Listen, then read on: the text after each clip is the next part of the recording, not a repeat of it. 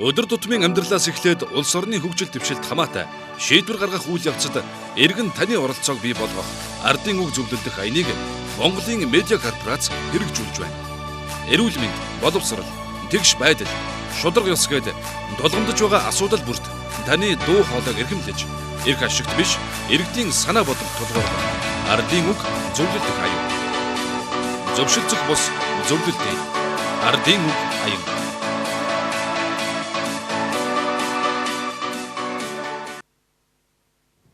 Зөвдөж та бүхнийхээ өдрийн амгалан айлтгая бид та бүхэндээ ардын үг нэвтрүүлгийнхээ ээлж дугаарыг хүрэхэд бэлэн боллоо. Өдөр тутмын амьдралаас авахудад улс орны хөгжил дэвшилт хамаатай шийдвэр гаргах үйл явцад эргэн таны оролцоог бий болгох ардын үг зөвлөлт аян үргэлжилж байна. Тулгамдж байгаа асуудал бүрт таны дуу хоолойг эрхэмлэж, эрх ашигт биш, иргэдийн санаа бодлого тулгуурлах ардын үг аян. Энэ удаад Монгол Улсын ерөнхийлөгч цагаагийн элбэг доржид өргөн эрхийнхээ хугацаанд Монгол өв уламжлал, соёлыг хадгалан хамгаалах чиглэлээр хийж гүйцэтгэсэн ажлыг эргэн таны оролцоотойгоор дүгнэх гэж байна. Зөвшөлдсөх бус зөвлөлдөө. За хөтөлбөрийг анхааруулж хамт үзэгч та бүхэндээ баярлалаа. Ардын үг хэлж байна. За Монголын медиа корпорацаас дөрөв дэх удаага ардын үг аягийн зохион байгуулж байгаа үзэгчд маань сайн мэдж байгаа.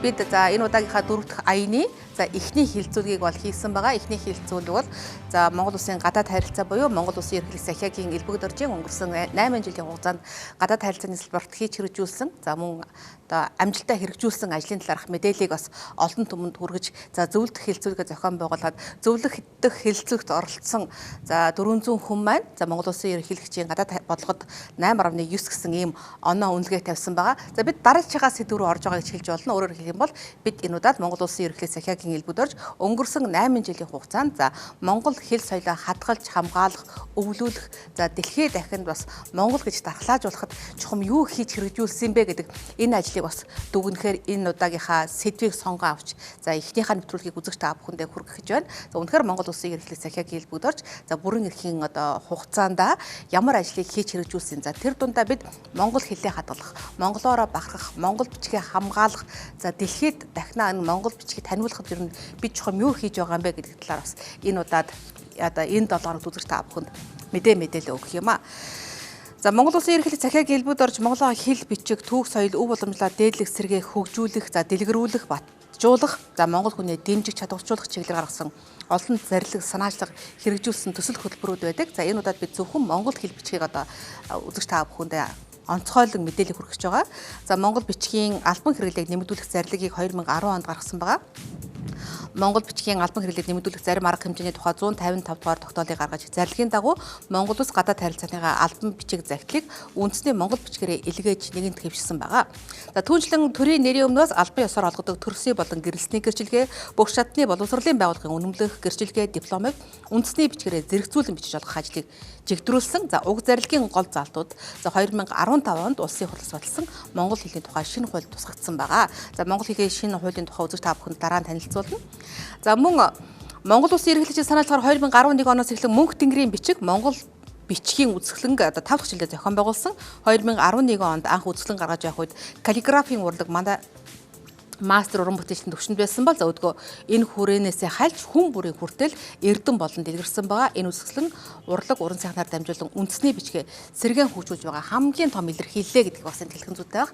За энэ сэдвийн хүрээнд бид бас Монгол бичиг соёл, Монгол уран бичлэгийн холбооны удирдах зөвлөлийн дарга Монгол Улсын соёлын тэргүүний ажилтан Давгийн Ганбаатартай ярилцсан.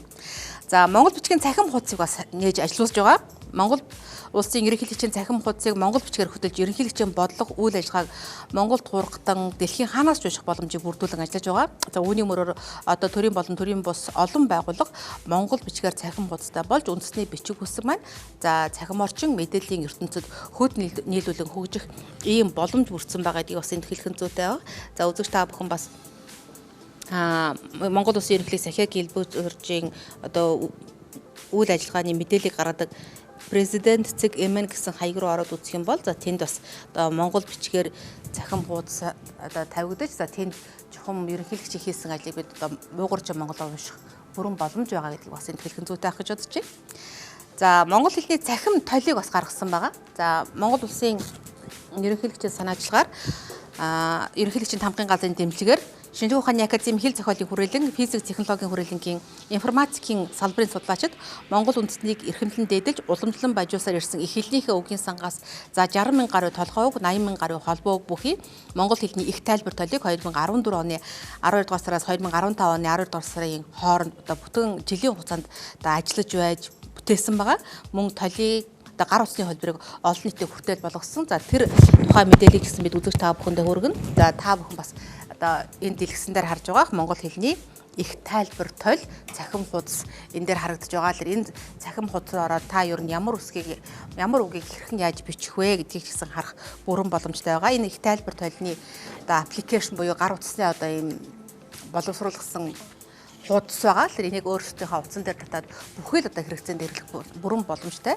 За хөдөө орон нутгийн багш нарын 70% нь одоо энэ монгол хэлний энэ цахим толийг бас өөрийн гар утсанд татаад амьдралдаа хэрэгэлдэг гэсэн ийм мэдээлэл байгаа. За энэ хэрэглээж гэсэн энгийн иргэдэд хэрхэн яаж хүрч байгаа юм? За мөн одоо албаны хүмүүсэн дээр ямар байр суурь баримталж байгаа гэдгийг би өнөөдөр энэ цагтаа үзэж та бүхэнд бас зочдыг уулзуулан ярилцсанаа. За Монголын их төв хэл соёлыг одоо хамгаалах зарилгийг 2015 оны 162 дугаар зарилгаараа гаргасан байгаа. Монголын их төв хэл соёлыг судлах, хамгаалах, хөгжүүлэх, өвлүүлэхэд эдвэх санаачлагтай ажиллаж байхыг шинжлэх ухааны байгууллагуудад чиглэл болгосон байгаа. За хэлний болгон үндэсний зөвлөл бол за шинэ хуультай болсноор Монгол улсын ерөнхийлөгчийн одоо дор очсон. За ерөнхийлөгчийн одоо дэргэд хэлний бодлого үндэсний зөвлөл байгуулагдсан ажиллаж байгаа. Тэр хэлний бодлого үндэсний зөвлөл бол за монгол шинээр орж ирж байгаа гадны үг хэлхийг хэрхэн монголчлох уу, за түүнийг хэрхэн яаж баталгаажуулах уу гэдгийг бол баталгаажуулж хамгад авдаг ийм алба байгаа. За энэ талаар ч гэсэн бид үзэгч та бүхэндээ энэ цагт мэдээллийн хөтөлбөрөөр мэдээлэл өгөх юм аа. За үнэхээр дэлхийн нийт даяаршиж байгаа энэ цаг мөчид бид монгол хэлээ, монгол бичгийг аварч хамгаалах зайлшгүй шаардлага байгаа. За 2013 оны эцэст ЮНЕСКО-гоос монгол бичгийг дэлхийн хүн төрөлхтний соёлын бит бус өв болгон одоо батламжилсан байгаа. За ингэж батламжлахдаа нүүбэс бидэнд ямар одоо анхааруулгыг өгсөн бэ гэх юм бол яаралтайгаар хамгаалтанд аваа устдах аюулд орсон байх шүү гэдэг ийм одоо анхааруулгыг өгсөн. Энэ нүүбийн албан ёсны анхааруулга бол үнэхээр бид энэ асуудал дээр төрийн бодлогыг одоо чиглүүлэх ёстой гэдэг энэ зүйлийг өгсөн минь мэдээж за тэр чүүднээсээ бид бас хуульчилж өгсөн байгаа.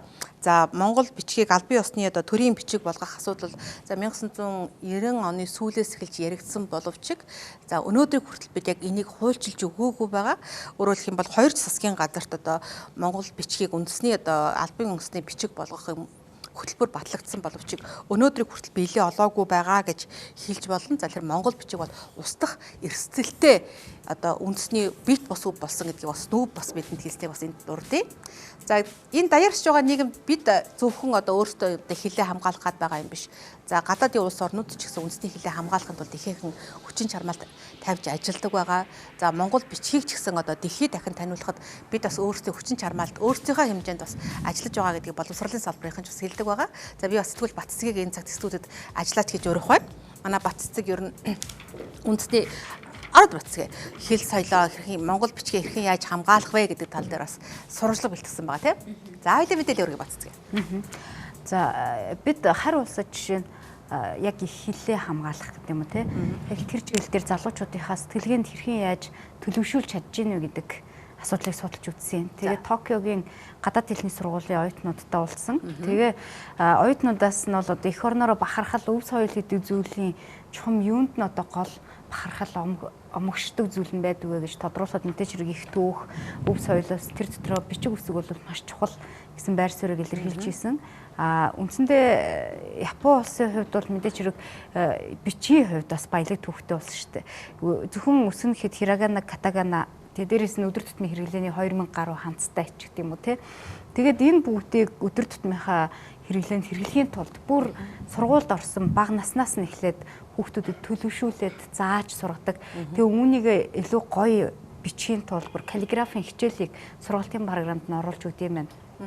Тэгээд зөвхөн тэрүүгээрээ бичиж өдөр тутмын хэрэглээнд одоо нэвтрүүлэхээс илүү гоё бичдэг байх тэр зүйл дээр бол шанддаг гэдэг зүйлийг хэлжсэн. Тэгээд яг хөгжлийн хувьд өнөөдөр ийм өндөр хэмжээнд дэлхийг тэргүүлж чадаж байгаа шалтгаан нь өнөөдөр бид нэр их түүх их соёлоо бас хадгалж дэлхийд дахин таниулсан. Дээрээс нь өөрсдөө хүн нэг бүр энэ яг энүүгээрээ бахархдаг үүнийхээ одоо нөгөө илүү одоо халдшгүй дархан байдал гэж хэлэх юм уу одоо манайх бол жишээ нь одоо нэг солонгос кино үзэнгүүтээ одоо соёлын тоглоо гэж хэлэх юм уу тий өөр үг хэллээд нөө монгол үгээ орхигдуулаад өөр үг хэлдэг эсвэл бичгийн хувьд гэх юм бол монгол үсгээрээ бичгээсээ илүү англи одоо латин үсэг ашигладаг ч гэдэм үү энэ дутагдaltaй талууд харагддаг. Гэтэл яг тус улсад бол нэгэнт өнөөдөр би хирогана катагана ханзаа үзсэн бол яг л тэрийгэ хэрэгэлдэг. Одоо тэнд ямар ч англи үсэг, ямар ч харь үсэг үг хэл бол ашигладаг гэдэг зүйлийг ярьсан. Тэгээ оюутныхаа ярианд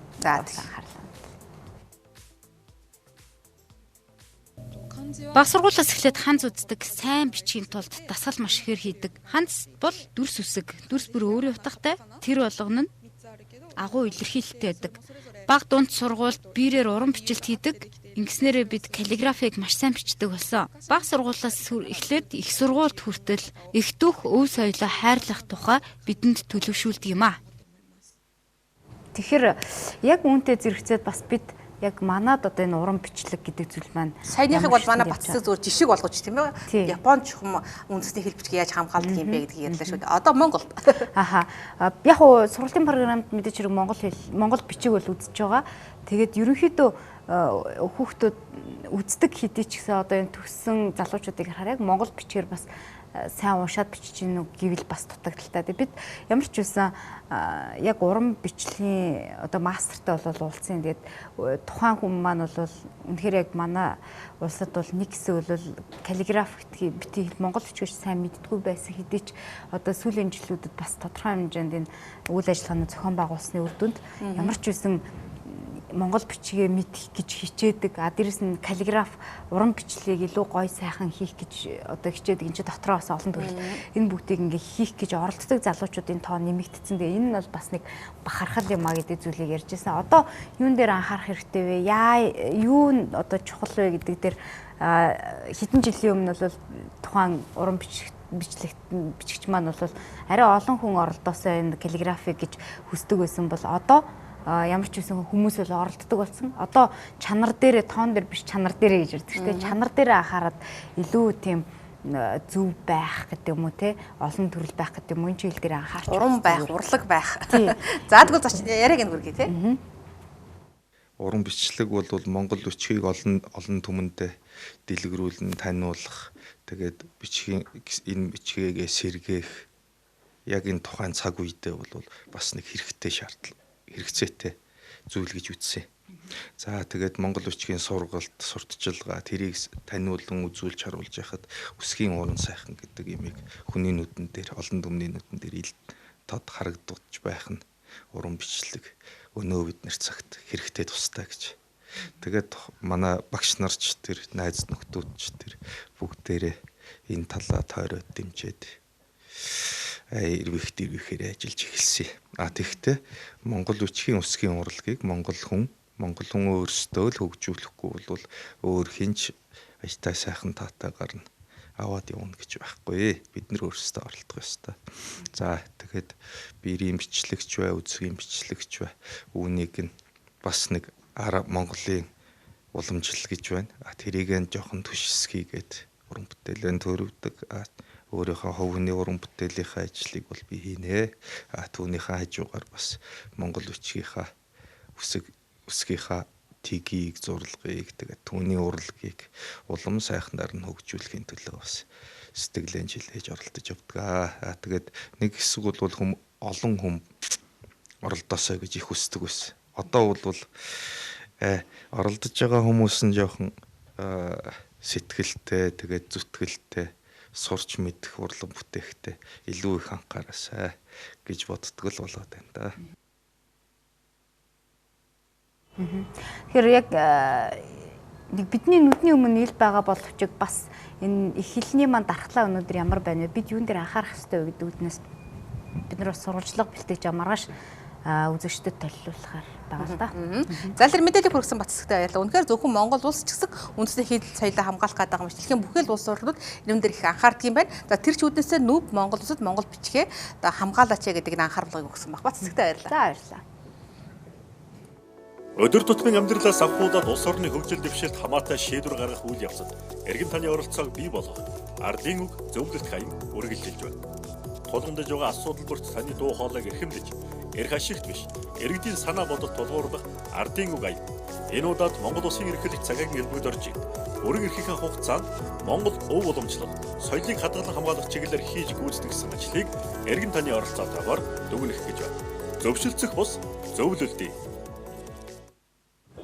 За өнөөдрийн сэдэв бол монгол хэл бичиг. За бид 2015 онд монгол хэлний тухай хуультай болсон байгаа. За энэ хууль чухам монгол хэлийг хамгаалах, дархлаажуулах, за магадгүй үнэхээр энэ төрийн албан ёсны монгол бичгийг монгол төрийн албан ёсны албан бичих за монгол бичгийг оруулахад бас ихний алхам болсон гэдэг бас хууль санаачлагчид дурдж байсан. За өөрөөр хэлэх юм бол 2015 онд улсын хурлын гишүүн Батцэрэг Батхүү, Нямагийн хол Бакай, Ган Төмөр, Батчмаг нарын гишүүд хуулийг санаачлан өргөн барьсан байгаа. За энэ хууль ер нь энэ асуудлыг хэрхэн яаж оруулсан юм. За бид монгол хэл бичгийг хамгаалахын тулд ямар хуу энэ хамгаалтыг бий болгож чадсан бэ гэдэг талаараас Батчмаг гишүүнтэй хийсэн ярилцлагаас би архив ашиглан үзэгч та бүхэндээ үзүүлье.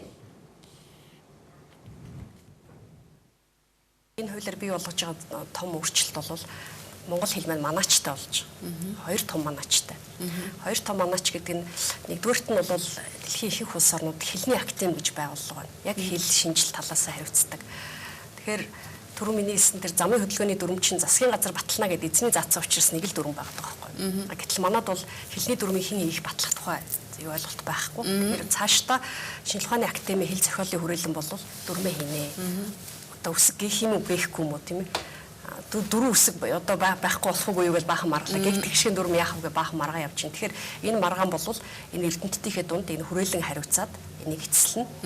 Дараа нь тэр одоо хамгийн дээдлийн том манаач бол төрийн одоо хэлний зөвлөл маань хэлний бодлогын үндэсний зөвлөл гэдэг ерөнхийлөгчийн дэргэд ирэхээр болж байгаа. Одоо бол соёлын сайдын одоо удирдлагад байгаа шүү дээ. Тэгэхээр энэ хэлний хүрээлэн батламжлаад гаргаад ирсэн тэр дүрм орчуулга нэр томьёо тийм ээ. Одоо нэр томьёоны орчуулгуудыг нь хэлний хүрээлэн бас бусад байгууллага салбарын мэргэжлийн хүмүүстэй хамтраад хийн. Тэгэхээр нэр томьёоны орчуулгын ажлыг энэ байгууллага хийн. Гараад ирсний тэр хэлний бодлогын үндэсний зөвлөлд хамаг дарж баталгаажуулна. Тэгэхээр бид нар бол нэгдсэн дүрмтэй нэр томьёоны орчуулга маань тэндээ орчуулдаг эзэн бий болоод орчуулад ирэхлээр томоохон эрдэмтдийн бүрэлдэхүүнтэйгээр нэр томьёоны орчуулгыг албан ёсоор бас гэдгийг яаж орчуулах юм бэ гэдгийг тэндээс гарсан саналыг хэлний зөвлөлд батламжлана. Ингэхээр цаашдаа бол одоо гадаад нэр томьёог орчуулж хэрэглэх зохицуулт бий болж байна гэсэн үг. За өнөөдөр бид бас монгол хэлээ хамгаалах зайлшгүй шаардлага байгаа. За тэрийг хэлний бодлогын зөвлөл ерөнхийлөгчийн дэргэд бас ажилладаг байгаа. Хэлний бодлогын зөвлөлийн талаарх мэдээллийг би бас дараа нь үзэгч та бүхэндээ хүргэнэ. За Монгол Улсын ерөнхийлөгчийн санаачлагаар их эзэн Чингис хааны мэндэлсэн өдөр за Монгол Улсын Монгол бахархлын өдрөөр мөнх тэнхрийн бичиг гэдэг ийм уран бичлэгийн үзэсгэлэн одоо бид 6 дахь жилдээ зохион байгуулсан өөрөөр хэлбэл энэ жил шүү тийм ээ 2016-нд 5 жил зохион байгуулсан байгаа. За энэ хүү үзэсгэлнээс гол байр суурь эзэлж оролцдог бичиг соёл Монгол уран бичлэгийн холбооны өдөрлөг зөвлөлийн дараа Монгол Улсын соёлын тэргүүний ажилтан Асуу Давагт Давгийн Ганбаатар студид өрсөн байгаа. Урилгыг хүлээн авч хүрэлцэн танд баярлалаа. За баярлалаа. Энэ өдрийн мэндшүүлээ та бүхэнд. За баярлалаа. Тэгэхээр Монгол Улсын ерөнхийлөгч маань Монгол бичгийг одоо бид хадгалыг хамгаалъя, дэлгэрүүлье тийм ээ. Олон түгээ залуучуудад өвлүүлье гэдэг энэ санаачлагыг бас гаргажээ. Ер нь энэ санаачлага хэр биелээ олж ийн гэж та хэлэх үү? Одоо мөнх тэнхрийн бичиг үзэсгэлэн анх санаачлаад одоо энд оролцдог мэргэжлийн уран бүтээлч маш цөөхөн уран бүтээлч байсан. Дараа жил нь одоо Монгол хэлний багш нарт зориулсан үзэсгэлэн болсон. Сүүлийн 3 жил нь энэ мөнх тэнхрийн бичиг маань олон улсын үзэсгэлэн болсон. За олон улс гэхээр өвөр Монгол, Бороод, Халмиг одоо ингээд Франц ингээд Монгол судлал үзсэн, Монгол бичгээ мэддэг, Монгол уран бүтээлчдийн нэлээд том үзэсгэлэн болон зохион байгуулж байна. Тэгээ одоо энэ үзэсгэлэн маань одоо жил болгон Монгол бахархлын өдөрт зориулаад одоо энэ Монгол уран бичлэгээ хүүхд залуучууд одоо зурвал одоо ийм сайхан уран бүтээлийн үзэсгэлэн болдог тийм үү. За зөвхөн энэ үзэсгэлэн маань Улаанбаатар хотноо биш одоо бид ерөнхийлөгчийн тамгын газраас зохион байгуулад сүүлийн 10-аад удаа аймагуудаар бид одоо үзэсгэлэн гаргаад үзэсгэлэнгийн хажуугаар сургалт хийгээд ийм үзэсгэлэн маань бүр үргэлжлэл хөдөө орон нутгад гэсэн хүрч байгаа.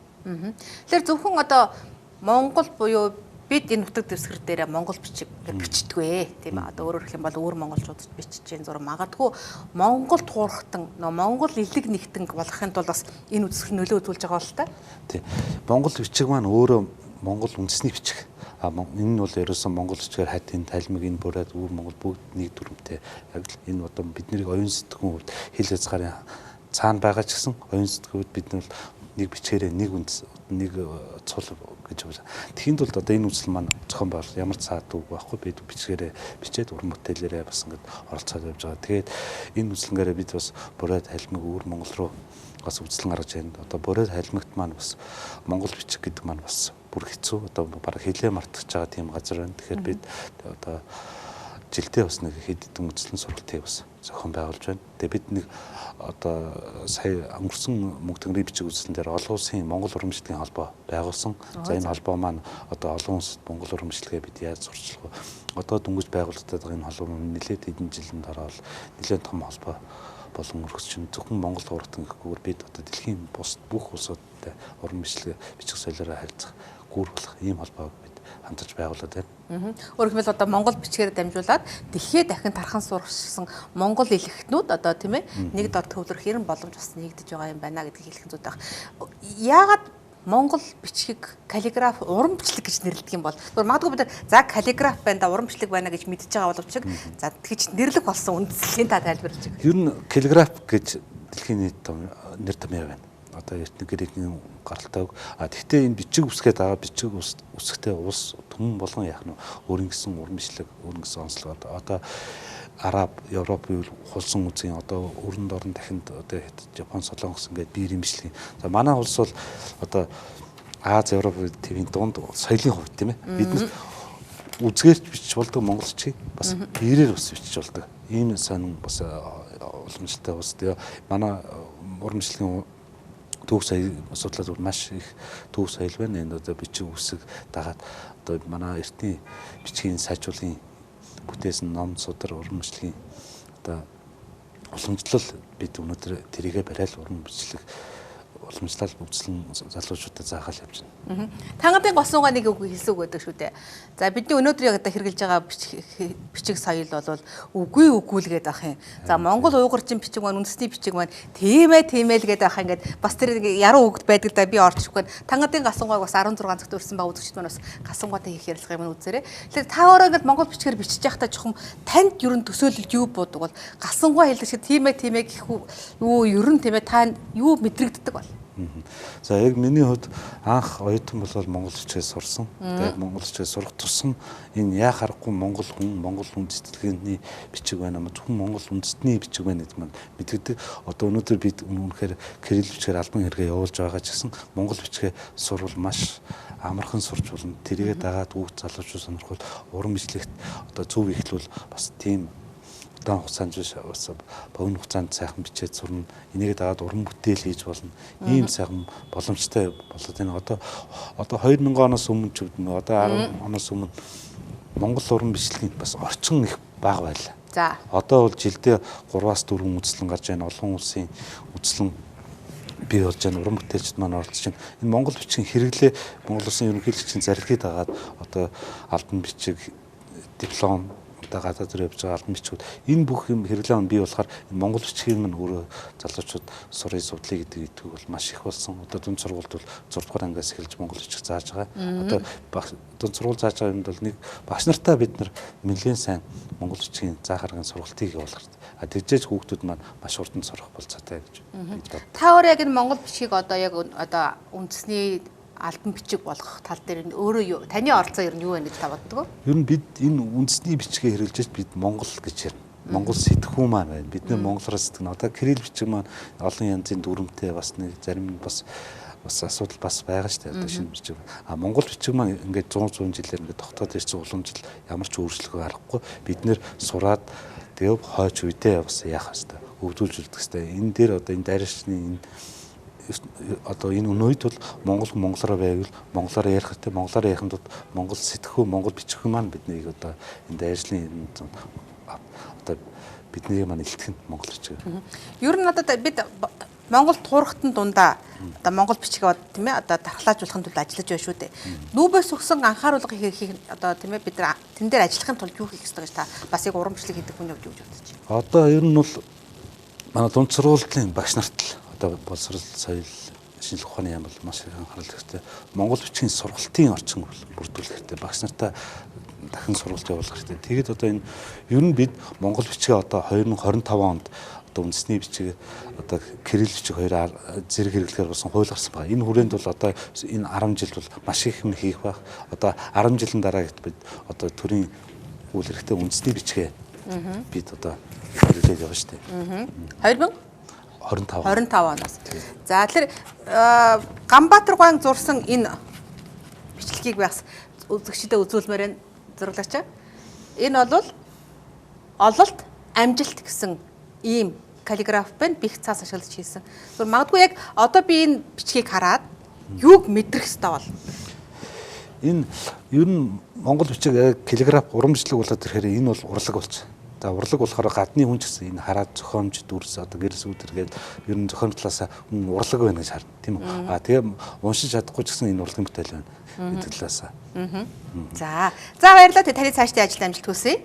Маргааш нэг үзэсгэлэн гаргачаа гэлөө. Тийм маргааш хүүхдийн урлан бүтээгдэхүүнээр одоо яруу найргийн дэлхийн өдөр болдог жил бүрийн 3 дугаар сарын 20-нд энэ дугтаад Монголын зохиолч дэвлэл хүүхдийн урлан бүтээгдэхүүн хамтраад яруу найраг урамжлалын үзэсгэлэн гарч байгаа. За энд бол яруу найрагчд бүтээлээ өгөөд одоо тэрийн уран бүтээлчд бичээд одоо яруу найраг урамжлал хоёр хамтарсан ийм сайхан үзэсгэлэн маргааш одоо 15 цагт Монголын хүүхдийн урлан бүтээгдэхүүнээр нэгдэнэ.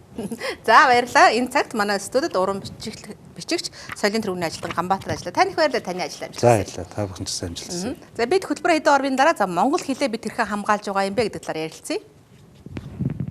Өдөр тутмын амьдралаас авахудад улс орны хөгжил дэвшилт хамаатай шийдвэр гаргах үйл явцад эргэн таны оролцоог бий болгох ардын үг зөвлөлт хаяг үргэлжилж байна. Тулгамдж байгаа асуудал бүрт таны дуу хоолойг эрхэмлэж, эрх ашигт биш, иргэдийн санаа бодолд тулгуурлах ардын үг аян. Энэ удаад Монгол Улсын эрхлэгч цагаагийн элбэгд орж өргөн эрхийнхээ хугацаанд Монгол өв уламжлал, соёлыг хадгалан хамгаалах чиглэлээр хийж гүйцэтгэх гэсэн ажлыг эргэн таны оролцоотойгоор дүгнэх гэж байна. Зөвшөлдсөх бус зөвлөлтий. За хөтөлбөрийн анхаарал цахам тоглогч та бүхэндээ баярлалаа. За ардын үг үзэж та бүхэн төрж байгаа. Бид Монгол Улсын эрхлэгч захиаг элбэгд орж ин. За 2 бүрийн эрхийн хугацаа буюу өнгөрсөн 8 жилийн хугацаанд Монгол хэл бичгээ хамгаалах дархлаажуулахад за ямар бодлого хөтөлбөр төсөл хэрэгжүүлж за энэ амьдралаар хэрэгжсэн бэ гэдэг талаарх одоо мэдээлэл өгөхөөр студид ажиллаж байгаа. За бид 2015 онд Монгол хэлний тухай хуультай болсон. За энэ хууль чухам бидэнд ямар хэрэгтэй байсан бэ гэдэг талаар бид би тухайн үед за Хүмүүнлэгийн сургуулийн Эрдмийн сургуулийн захирал шинжлэх ухааны доктор Зэги Мата ярьсан ярилцлагыг та бүхэнд ихэд товч хүргэе. Хэл гэдэг бол үнэхээр биднийг л оршин тогтнож байгаа хэрэгсэл учраас тэгээд дээр нь энэт даяаршлын үед 3 сая хүний хэл амд харилцааг хэрэгжилж байгаа гэдэг бол маш багтаа. Маш хүн нөхцөл байгаа байхгүй юу? Одоо өнөөдөр л хинч тэр боддоггүй тэр хэдний бодлогын судлаач тэрийг одоо өнөөдөр яах бол дараа 20 жил дараагийн 100 жилд яадаг бол гэдгээс жоох урдны хэдэн жилийн өмнө юм хараа хэлээд байдаг нь бас нэг зарим хүн таалагддаг юм шиг байгаа шүү дээ. Тийм утгаараа хамгаалах ёстой.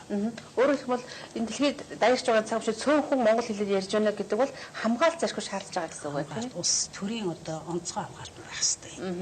Зарим хэсэг зүйл манай Монголын улсад бол төрийн битгийгэл олон улсын байгууллагын одоо анхааралд орох ёстой болсон. Тэр бол нутгийн аюулгүй гэж хэлээд байгаа. Олон улсын ЮНЕСКОгийн одоо үнэлгээ экспертийн зөвлөгөөгөр бол их хэл гэдэг ойлголтод орж байгаа. Энэ бол улс мөнхөх аюултай хэлний бүлгэлд орчихсон явдгийг. Хэрэг бид нэр тэрийг зөвөр үнэлүүлээ зөвөр өртгүүлэх юм бол улаан намд орох ёстой. Тэгээд нэг ус мөхөж өгөө болох гэж байгаа амьтад гэдэг шиг тий мөхөж байгаа хэлний улаан нам энэ дэр онцгой анхаарч байгаа шүү дээ ЮНЕСКО. Тэрийг хамгаалуулчих нь бол бид гадны мөнгөд өргөөр тий өөрсдөө судалгаа хийгээд энийг хамгаалах нь бол нэгдүгээр Монгол төдийгүй Азийн соёл дэлхийн соёлд эрхтэй юм байгаа юм л да. Тий. Гэтэл тэрнтэй хүрэхгүй бид чинь наана өөрийнхөө хэлийг л учруулахгүй. Өөрсдөө нөхөх гэдэг да. Тий. Тэгээ тэр ажлын хэсэгт ороо бид нэр ажиллаад яг гоо ингэдэг Монгол улсын хэлний тухай хууль гэдэг бол хэлний өөрийнх нь хууль биш юм байна. Би энэ дээр одоо их хурлын эрхэм гишүүдийг их анхаараасаа гэж их хэлсэн. Их олон жил судалж иж бид ойлгосон учраас одоо нэг 2 удаа хэлээд бас ойлгохгүй юм шиг харагдаад байна. За тэнд дотор чинь зүгээр л ерөөсөө та бидний амьдрал дотор л амьдралын харилцааг л зохицуулахад хэл одоо ямар үүрэгтэй вэ гэдэг л хэлний хууль дээр зааж өгдөг. Гэхдээ хэл бол ерөөсөө хуульчдаг тэг ингэж хатуу захаасаа илүү одоо хэдүүлээ хаяг адарсаа бүгдээрээ ойлгомжтой хэлээрээ биччихье. Тэгээ би ийм авах гэж явсан бол би автихад олон гэхээс би дэлгүүр л орчмааргүй бай. Тийний тулд та бид нарт бол хэл үйлчилж байгаа шүү дээ. Энэ нь одоо ингээ буруу үчигчих юм бол нөхөр жаргалмаа болвол өөр газар руу ор цаг алдсан бай.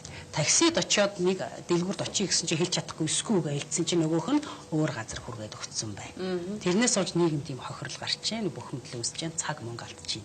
Энийг л зохицуулахын тулд байж байгаа зүйл юм байгаа юм. Түүнээс биш хэл дотор байдаг ямар бичиг үсгээ бичих вэ? Ямар тойл бичиг зохиох вэ? Ямар дүрмт хэрэглэх вэ гэдэг юм энэ хуулинд орох боломжгүй байгаа юм шүү дээ. Уг нь. Гэхдээ яг би их олон сайн зүйл бий. Өргөн цар хүрээтэй харсан хэрэгжүүлэх механизмыг сайн суулгаж өгсөн их хурлын гишүүд өөрсдөө санаачлагаараа. Тэгээд сүүлд энэ чинь бид нар бол яхаа нэг л ажлын хэсэг юм байна л да. Өөр олон газараа хилцүүлээд олон эрдэмтдийг ингээд уулзаад уучраад яриад ирэхэд бол хэлний нарийн үзэгдлүүд их орж ирсэн юм байна лээ. Сүүлийн вариант дээр би хэлээд байгаа юм. Хэлний нарийн үзэгдлээр орохдоо бүдлээ үсгдэг. Энэ аюултай байхгүй хэлний хууль өөрөө. Тийм учраас өнөөдөр гал Америкчийн хэлний хууль гэж байхгүй шүү дээ. Та нар өөрсдөө зохицоод явал гэдэг юм байхгүй юу?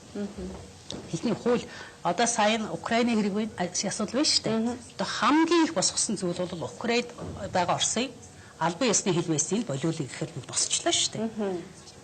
Энд чинь маргааш тэгж хамгаалахаас гадна айгүй болгоомжтой хандах ёстой. Маргааш чинь бид босоод ирсэн чинь бид нар нэг өөр хэлний шилжлээ шиг бичвэл юу болох вэ бид нарт?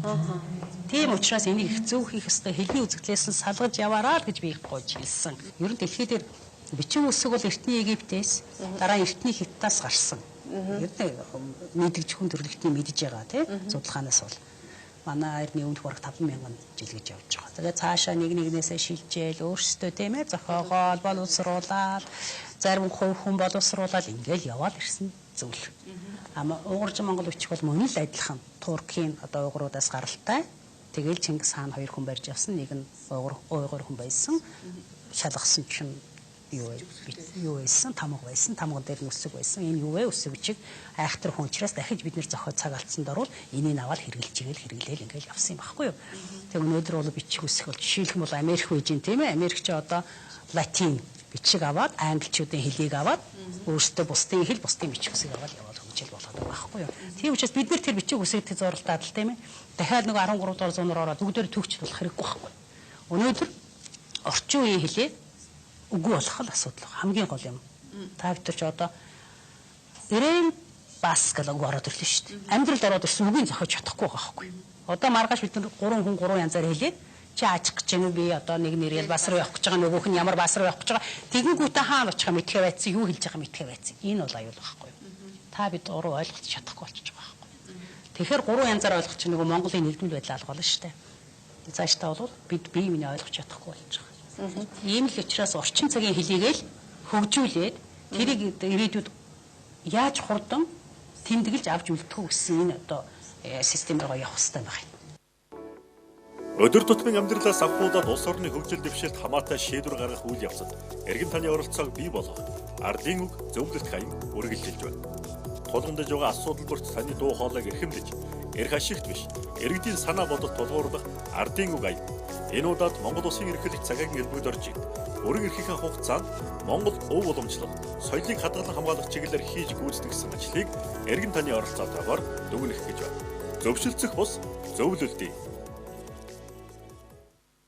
Тэгэхээр бид монгол хэлээ хэрхэн яаж хамгаалах ёстой юм? За хамгаалж чадаагүйгээс бидний ямар эрсдэлгүүлэх юм бэ гэдгийг сая бас манай эрдэмтэн багш маань бас хэллээ. Тэгэхээр бид монгол хэлээ хамгаалах нь бол Монгол Улсын ерөнхийлөгчийн за өнгөрсөн хугацаанд хийсэн ажлаас монгол хэл түүх соёлоо одоо хөгжүүлэх, хамгаалах, судлах, өвлүүлэхэд идэвх санаачтай ажиллахыг одоо ширхэг ухааны байгууллагуудад чиглэл болгосон ийм зарлиг гаргаж ирсэн гэдэг мэдээлэл өгсөн байгаа. Тэгвэл яг энэ ажил амьдрал дээр ямар хэрэгжилтэй байгаа юм бэ гэдэг талаар ярилцахаар студид дээр хэл зохиолын хүрээлэнгийн эрдэмтэн нарийн бичгийн дарга Баторж, за ерөнхийлөгчийн тамгын газрын ахлах референт Баттогтог нарыг студид дээр ирсэн байгаа. Урилгыг хүлээж авч хүрэлцсэн та бүхэнд их баярлалаа. За бид удаачихсан хуультай болчихсон тийм ээ. За энэ хуулийн хэрэгжилт мэдээж амьдрал яаж буух нь вэ гэдэг нь бас тодорхой хэмжээнд та бүхний ажиллаж байгаа ажлаас шалтгаалах байх гэж би бодож байна. Тэгэхээр яг энэ хэлээ хамгаалахад одоо хэл зохиолын хүрээлэн яг ямар ажил хийж байгаа вэ? Ерөнхийлөгчийн зайлшгийг хэрхэн яаж хүлээж авсан бэ? За хэлний тухай асуудал бол улс үндэстний амин чухал асуудал байдаг.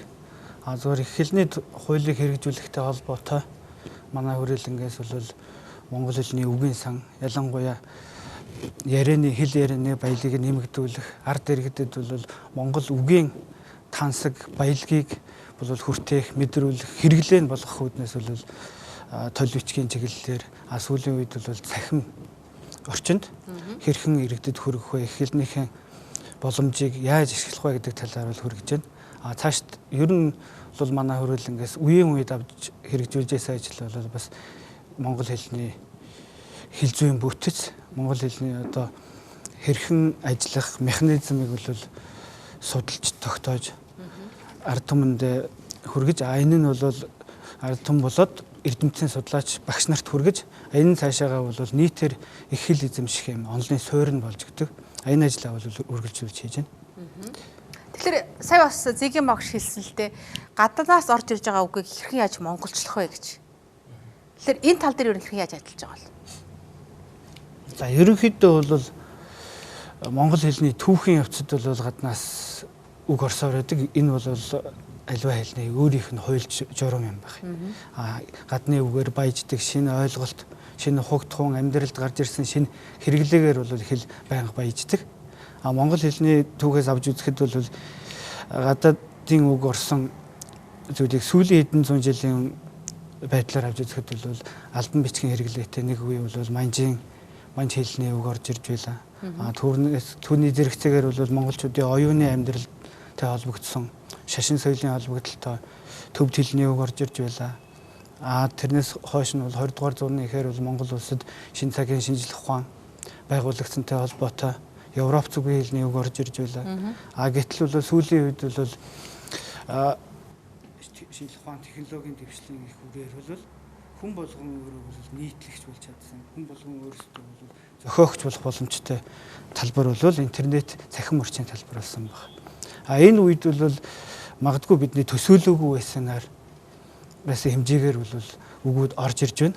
Энэ бол монгол хэл бол тийм төгөлдөр биштэй биш. Түүгээр хэлэлцэгчдийн тоо бол харьцангуй цөөхөн байна. Нэгт хоёрт бол монгол хэлээр дамжиж эргэлж байгаа мэдээллийн тоо бол хангалттай биш байгаатай холбоотой тэр болгоныг орчуулах, тогтоох боломж олдохгүй цаг байсан. Сүүлийн үед бол монгол хэлний тухай хууль гарлаа, ерөнхийлөгчийн зарлиг гарлаа. Мөн нэр томьёоны комиссийг шинээр оноон тогтоож байгууллаа. Энэтэй холбоотой бол одоо цэгцэрх ажил эхлэх шатанда явж байна. Шинээр одоо монгол хэлний нэр томьёог бол дахин цэгцэлж одоо шинжлэх ухааны салбар эрдэмтдтэйгээ хамтарч цаашдаа бол нэг журамтай, нэг хэвсэн ойлголттой тийм нэр томьёог бүгдээрээ хэрэглэх тал руу бид нэр идэх гаргаж ажиллаж байна. Гэхдээ бол мэдээж бүх юмны бол үр дүн араахан төгөлдөр гарч амжааг байна. Тэгэхээр монгол хэлийг бас хадгалж хамгаалахын тулд бид монгол хэлээ яг үнэхээр эргэлзээтэй байгаа үгнүүдэд бид бас харж шалгадаг, хяндаг ийм бас боломж бий болсон. Тэгээ энэ бол монгол хэлний их тайлбартай ийм цахим хуудас байгаа. Зүгээр зөвхөн цахим хуудас гэхээс авахлаад гадна гар утасны аппликейшн хүртэл бий болсон нь за монгол хэлний багш, ерөнхий боловсролын сургуулийн багш сурагчид маш ийм сайн эрг нөлөөллийг авчирж байна гэсэн. Өөрөөр хэлэх юм бол бид нар бас эргэлзээтэй үгнүүд байдаг тийм ээ. Гээхийн талаарх гэхэд хэгийн ардыг бичих юм уу үгүй юу гэж эргэлздэг.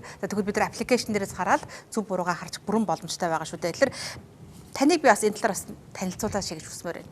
За Монгол Улсын ерөнхийлөгчийн санаачлагаар шинжлэх ухааны академийн хэл зохиолын хүрээлэн 2014 оны 12 сараас 2015 оны 12 сарын хооронд за 1 жилийн хугацаанд за өмнөх олон жилийн судалгааныхаа үр дүнг багтсалж нэгтгэж энэ монгол хэлний их тайлбарлалыг бүтээсэн. Тэгээ энэ бол 2015 оны 12 сарын 28-нд олон нийтийн хүртэл болсон. Одоо бол дэлхийн өнцөг болон бүрээс хүн болгон энэ монгол хэлийг ашиглах бүрэн боломжтой. За тэрнээс гадна бас 12 оны яг энэ цахим төлөв гарсны дараагаас бид энэ аппликейшн бүтээх ажлыг ингээ байруулчих. Тэгэхээр найруулагч бас үзүүлэх байх тийм ээ. Цахим хуудаснаа бол албан ёсны цахим хуудас байгаа. Гар усны аппликейшнийг одоо танилцуулах гэж байна. Тийм аппликейшнийг цахим хуудас бол ажиллаад эхэлсэн. Тэгээд энийг бол нэг ахаад 3 сарын хугацаанд бас бид нар энэ шинжлэх ухааны академийн хэл зохиол хүрээлэнтэй хамтарч энэ аппликейшн бүтээх ажлыг хийж гүйцэтгсэн. Одоо бол энэ чинь Монголд бол одоо хамгийн олон татсан хүн аппликейшн болцсон байгаа 70,000 орчим хүн татсан тогтмол хэрэгжилж байгаа. Тэгэхээр энэ дөр бол одоо бидний ярьдаг нөгөө үгийн хэрэгэлцээг тайлах. За мэдээж дээрэс нь монгол үгчийн зөв бичих хэлбэр нь байж байна. За зөв дуудах хэлбэр нь бас байж байгаа. За утга зохиолын жишээ нь байж байгаа. За мөн холбоотой хэлцүүд нь бас байж байгаа. Тэгэхээр энэ бол ийм цогц ажил болсон. За бид нар бол энэ шинжлэх ухааны технологийн дэвшилд нийцүүлээд монгол хэлийг яаж хадгалж хамгаалах бэ гэдэг дээр ингэж бодит бол ажил болсон гэж бодож байгаа. Та зүгээр нэг үгэн дээр жишээ олгоод гар утасныхаа аппликейшн дээр үзүүлээч. За интернет маань. За би энэ дээр одоо нэг аав гэдэг үгийг ингээ харж байна. Ингээ наас харуулах бах тий. За ингээд кирилл үчгийн хэлбэр харагдаж байна тий аав. За энэ дээр би дуугийн чангалч. За монгол үчгийн хэлбэр нь байж байна. За өөрийн эцгийг дуудах үг. За төрсөн эцэг ингээд тайлбарууд нь байж байна. За холбогдох хэлц хэллэгүүд нь байж байна. За буурлаа, үгэн, хатам, хойдаа гэдэг. За бас дуудна. Дуудлага нь миний утаснаас болж ингээд бас дуудах зүүн ингээд гарч байгаа. Интернет холбогдсон тохиолдолд ингээд дуудаж байгаа. Тэгэхээр бол энэ бол одоо ерөнхий улс төрийн сургуулийнхан за төрийн албан хэрэгжилж байгаа хүмүүс, ер нь монгол хэл сонирхож байгаа хүмүүс бид нар эргэлзээтэй үгээ харах. За мөн одоо үгийн утга дуудлагыг ингэж наривчилж үзэх бүх боломжийг бол бүрдүүлчихсэн явж байгаа. Тэгээ энэ ажил бол бас нэг онцлог нь зөвхөн судлаачдын хийдэг ажил бас даатахад орохгүйгээр иргэд бол өөрсдөөс оролцоод энэ тойлд үг нэмэх, зохиогчор оролцох боломжтой бүтцийн тэгж хийсэн. Тэгээд бид нар бас өнгөрсөн жил бүх аймгийн ерөнхий улс төрийн дунд сургуулийн монгол хэлний багш нар, бага ангийн багш нарт бас зориулж юм сургалт энэ тойлын танилцуулга хийсэн. Тэгээд цаашаа намжаад бол хүүхдүүдэд бас хүрчихсэн байгаа. Тэгэхээр бол монголчууд өөрсдөө монгол хэлний тойлоо хамтарч бүтээх юм боломж үрдсэн гэж ойлгож байна. За тэгэхээр манай сэтгүүлч уянгаа бас ерөнхий боловсролын сургуулиуд дээр энэ гар утасны аппликейшн хэрхэн яаж ашиглаж байгаа юм бэ гэдэг талаар сурвалжлага бэлдээд ирсэн байгаа. Өөрөөр хэлбэл гар утасны аппликейшн дээр тай болсноро хүүхдүүд маань одоо үг үсгийн алдаа гарах, эрэлзээтэй үгэн дээр тэнэгэлзэх тэр байдал нь харьцангуй багассан гэдэг ийм мэдээ байсан. Гэт уянгагийн бэлтгэсэн мэдээллийг үзүүлээд. Монгол улсын ерөнхийлөгчийн санаачлахаар 2014 оны 12 дугаар сард монгол хэлний цахим их тайлбар тойл бүтээх ажил эхэлсэн. Ийхүү 2015 оны 12 дугаар сарын 17-ны өдөр монгол хэлний цахим их тайлбар төлийг бүтээжээ. Үүнээс хойш уг цахим толийг 10 жилийн сургуулиудад хэрэглэх болсон байна. Энэ талаар 23 дугаар сургуулийн монгол хэлний багш ингэж ярьлаа. За монгол хэлний хичээлийн хувьд бол алдууг зөв бичих гэдэг бол хамгийн одоо энэ тэргуунд шаардлагатай хамгийн гол чадвар. Гэхдээ хүүхдүүдийг бол зөв бичвэл сурахын тулд биднэрт бол нэгдсэн тийм баримтлах дүрэн байх нь их зүйтэй байдаг. Дунд сургуулийн хүүхдүүдийн хувьд бол зайлшгүй одоо энэ зөв бичүүлж сурахын тулд гарын авлага юм уу, эсвэл тойл бичиг юм уу, эсвэл тэр захим аппликейшн бол хэрэгтэй л дээ. Манай сургууль болохоор нэг онцлогтой сургууль шүү дээ. Захим сургууль гэж явдаг. Тэгээд ер нь дотоод сүлжээгээрээ сурагчдаа бид нэр захимар хичээл их явуулдаг. Тэгээ их олон тийм цахим танхим байдаг. Тэгэхээр бидний хувьд болохоор энэ цахим тойл бичгийг ашиглахад бол их төхөм үйл ажиллагаанд их төхөм хялбар болж ирдэг. Тэгэхээр бид нар бол энийг их ашигладаг. Хүүхдүүд ч гэсэн нэлээд ашиглаа сурцсан байгаа.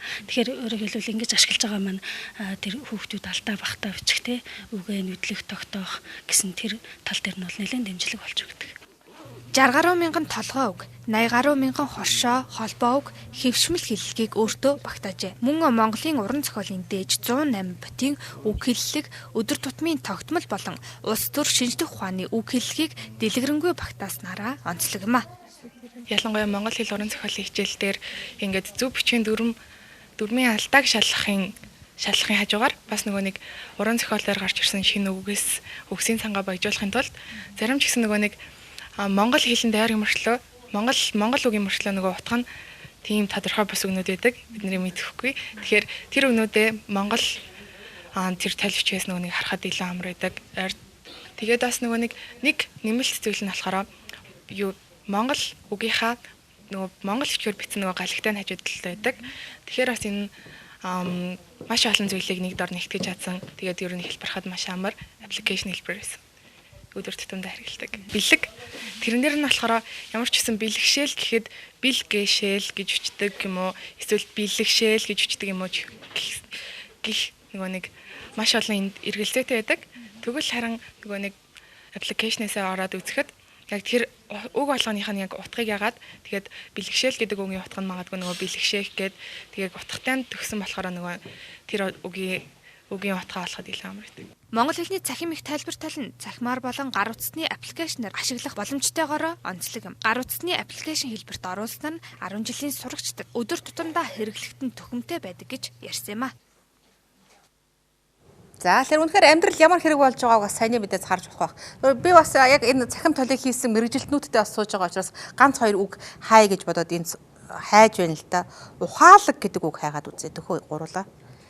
Ухаалаг гэж цахим хуудастай бичихэд ухаалаг гэдэг үгэн дээр дарна тий. Тий. За ухаалаг. Ухаалаг хүн ухаан сайтай сэргэлэн гэд гараад ирж. За дуудаж. Дэлгэрэнгүй гэдэг дээр нь хайгаад бүр дэлгэрэнгүй мэдээлэл авч байна. Энэ дэлгэрэнгүй дээр нь тавьж байгаа гэсэн. За. Дэлгэрэнгүй харагдах байдлаасаа болоод тий. За тэр түрүүний нэг хилээд байгааг нь одоо энэ дөр тайлбар нэмж болъё гэдэг нь энэ дээр байхгүй. За. Тайлбар энэ одоо Эрдэнэтийн оруулсан тайлбар дээр миний тайлбар бас өөр гэж болно. Эргэлзээтэй байна. Энэ жоохон өөр байх шиг байна. Гэт юм бол тайлбар нэмж болно. Холбогдох зургийг бас нэмж болох юм. Ухаалаг. Тэгээд дуулж байна. Аха. За. Зүгээр магадгүй яг энэ цахим хуудсыг өвшөө ингээд л бид нар бас ингээд хилцүүлгээ хийж үзсэн зөвлөлт хилцүүлгээ бид нар өнгөрсөн 14 оны өмнө хийсэн шүү. Тэгсэн чинь иргэд олон нийт юу хүссэн байвал ерөнхийлөгч ер нь энэ монгол хэл рүү анхаарах ямар шаардлагатай юм. Тэгээд зүгээр магадгүй ард иргэдийнхээ амьдралыг бодсонгүй ч гэдэг юм ингээд янз бүрийн юм ярьдаг юм байлээ. Тэгэхээр ерөнхийлөгчийн эрх үүрэгтэд монгол хэл ямар хамааралтай байдгийг гэдэг таны тайлбарлаад өгөөч. Монгол улсын ерөнхийлөгчийн бүрийн эрх за энэ эрхийн хугацаанд энэ 8 жилийн хугацаанд бол Монгол хэл бичигтэй холбоотой олон ажил хийсэн. Тэгээ энэ бол угаасаа хуулиар хүлээсэн бас нэг үүрэг нь байж байгаа. За Монгол хэлний тухай хуулиар бол ерөнхийлөгчийн хийх ажлыг бүр тодорхой цаагаад өгсөн байж байгаа. Ерөнхийлөгч бол хэл бичгийг хадгалах, хамгаалах чиглэлээр ийм ажил хийнэ гэдэг тодорхой заасан. За дээрэс нь бол угаасаа Монгол улсын үндсэн хууль, үндэсний аюулгүй байдлын үзлэр хэмтэлд энэ баг ер нь иргэн болгоны үүрэг гэсэн санаагаар орж байгаа. Энэ дэр нь бол Монгол хэл бичиг, үсэг, өв уламжлал хадгалах өвлүүлэх нь бол үндэсний аюулгүй байдлын дархлаа гэдэг. Тэгээ мэдээж бол улсын ерөнхийлөгч бол энэ чиглэлээр үйл ажиллагаа явуулдаг учраас хэл бичгийн чиглэлээр санаа зовж шинжлэх ухааны одоо мэрэгжлийн байгууллагатайгаа хамтарч ажиллах ийм үүрэгтэй болж байгаа. Тэгээд энэ үүргийнхээ хүрээнд одоо Монгол улсын шинжлэх ухааны агтай, Монгол улсын их сургуультай хамтарч энэ төсөл хөтөлбөрүүдийг хэрэгжүүлж ийм бодит ажлыг хийгээд явж байгаа. Бид нар ингээд телевизийн салбарт ажиллаад одоо ингээд жишээ нь доор гарч байгаа үг үсгийг тийм ээ театрыг бичихын тулд мэдээлэл өгөхийн тулд бас л эргэлздэг тийм эргэлзээтэй тийм үгнүүд байдаг л да. Тэгэхээр энийг ашиглах ер нь боломжтой юу? Та иргэдтэй хандаж ер нь юу хийх хүсэж байна? Та бас бүтээсэн үн яв те? Ер нь бол хэл бол ард түмэн бүтээдэг, ард түмэн өөрөө хэрэгэлдэг, ард түмний өмч юм байна. Тэгэхээр бол бид нэр сүүлийн үед яагаад энэ толлыг хүн болгон оролцох боломжтой? Яагаад энэ толлонд хүн болгон зохиогчоор оролцож үг нэмэх боломжтой.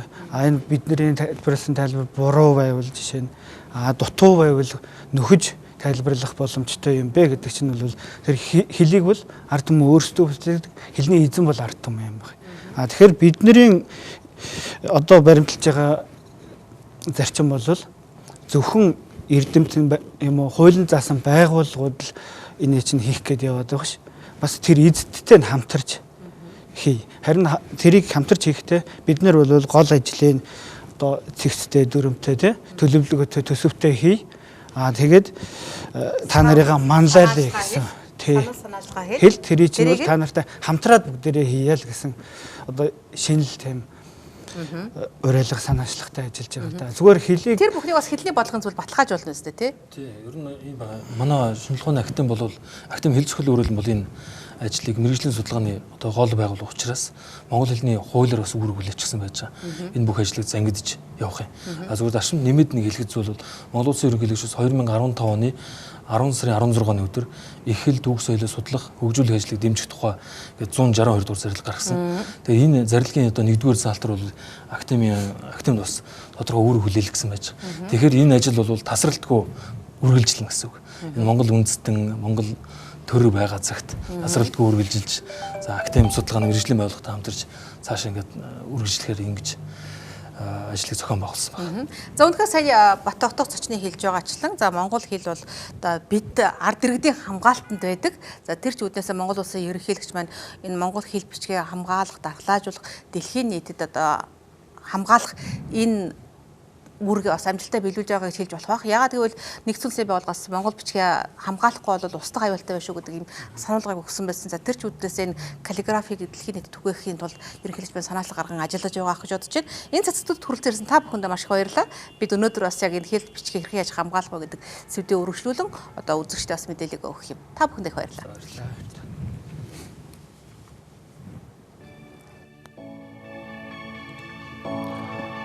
Өдөр тутмын амьдралаас эхлээд улс орны хөгжил дэвшилт хамаатай шийдвэр гаргах үйл явцад эргэн таны оролцоог бий болгох ардын үг зөвлөлдөх аяныг Монголын медиа корпорац хэрэгжүүлж байна. Эрүүл мэнд, боловсрол, тэгш байдал, шударга ёс гээд тулгамдж байгаа асуудал бүрт таны дуу хоолойг эрхэмлэж эрх ашигт биш, иргэдийн санаа бодлого тулгуурлах ардын үг зөвлөлдөх аян.